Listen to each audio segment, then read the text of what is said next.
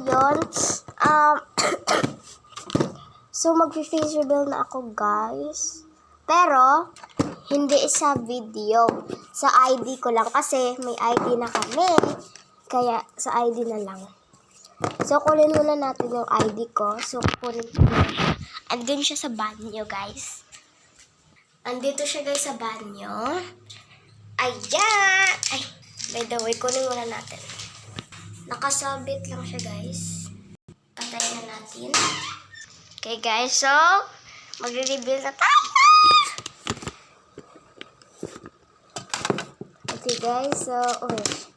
Ito yung ID ko. Yan. Starbucks to, guys. Tingnan nyo. Kukunin ko to.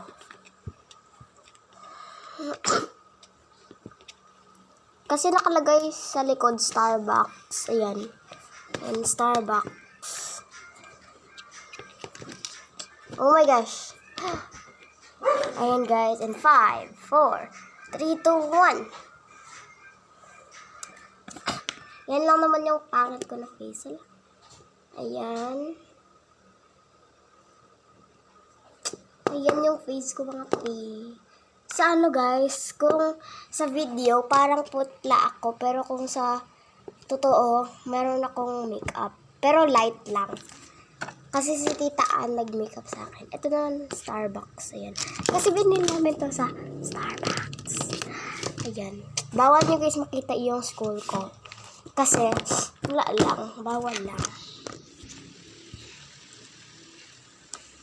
So, i-clean ko siguro to mamaya. Pero hindi ako mag-video, ha. So, wait, open ko muna yung light. Yun lang naman. Ito yung aking... Ay. Yun yung aking ID. Yun lang. Tapos na.